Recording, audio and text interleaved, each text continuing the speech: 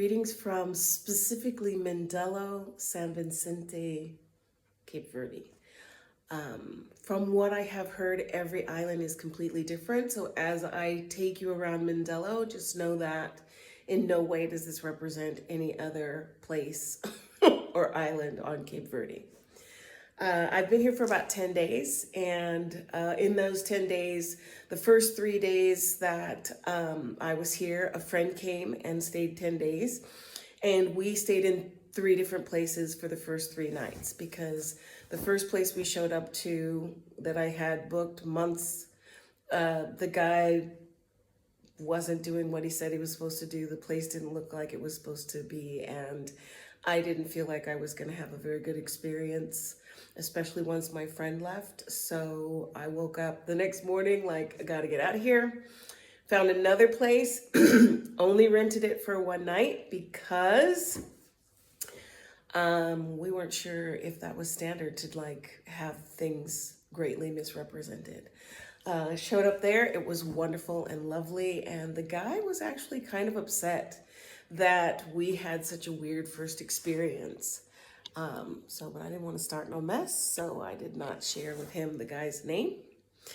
Then, let's see, like making the connections that you can make in whichever way you can make them is highly recommended. Before I got here, I reached out to a woman who has a language school, and we talked, and she also manages property rentals. And I reached out to her and I was like, this guy's being a little weird. And she was like, rent from me. And I was like, what do you got? Long and short, I found a 2-bedroom place that is very well located, has an ocean view, and it's a great price. So blessed, always blessed. So anyway, that we ended up moving 3 times in 3 nights, which was a little stressful. Then we did touristy things while doing some logistic things, which I'll do a whole logistics video for that.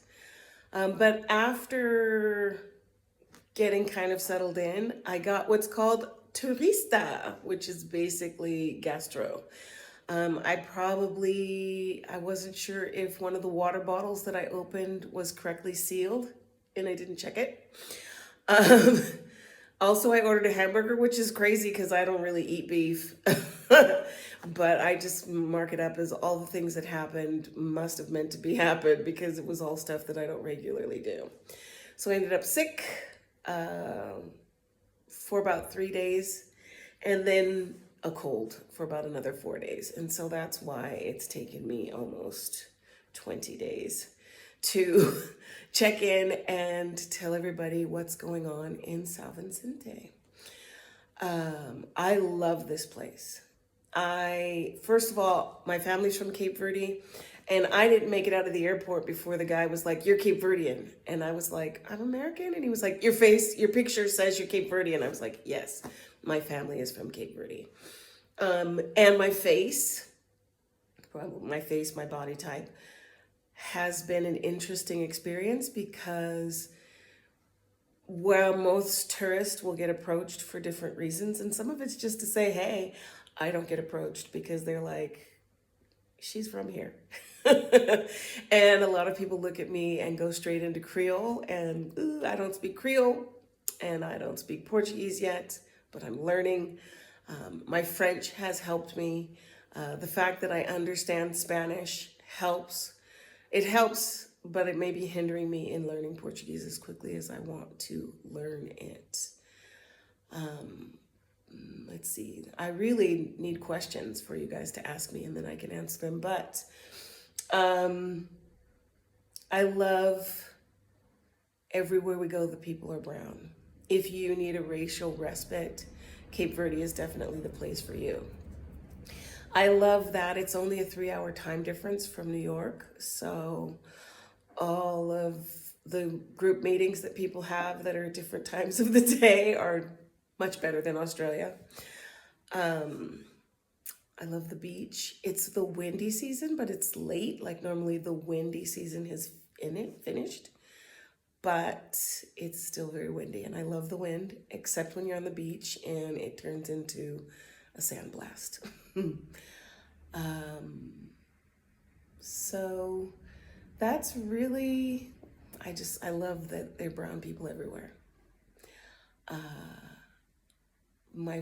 The dogs, if you don't like dogs, you don't have to worry about dogs. These dogs are super chill.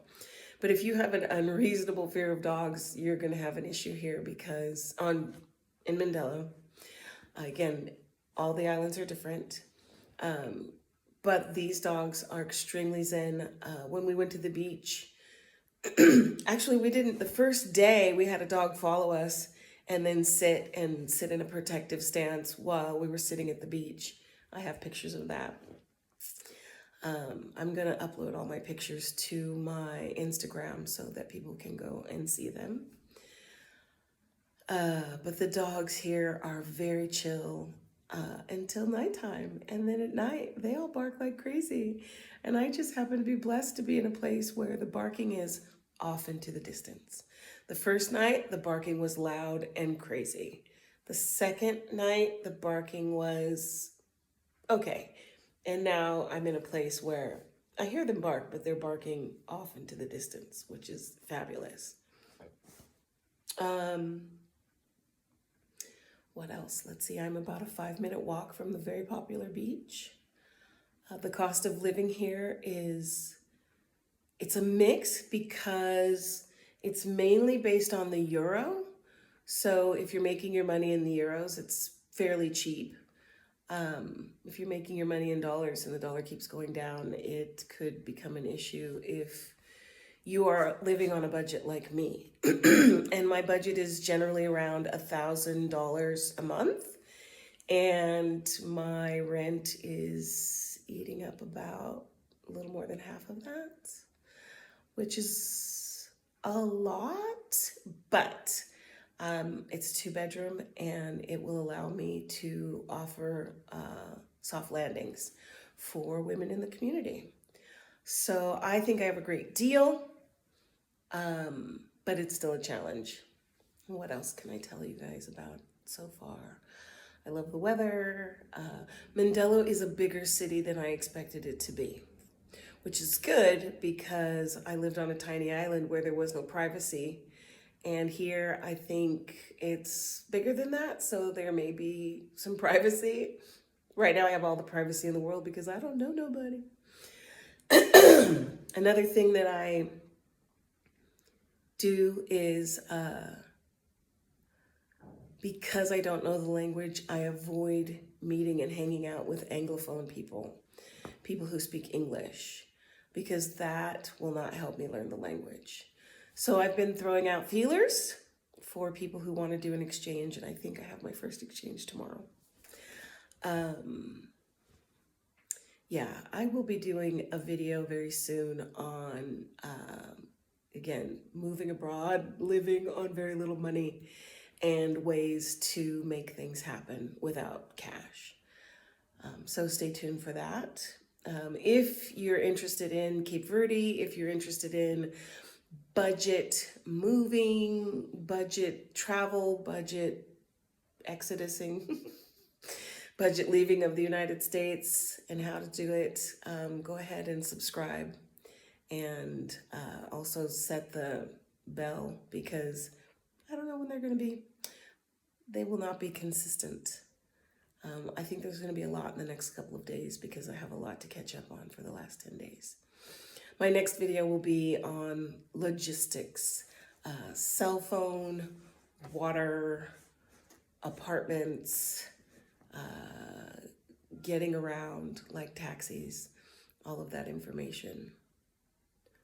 So that's it for this video.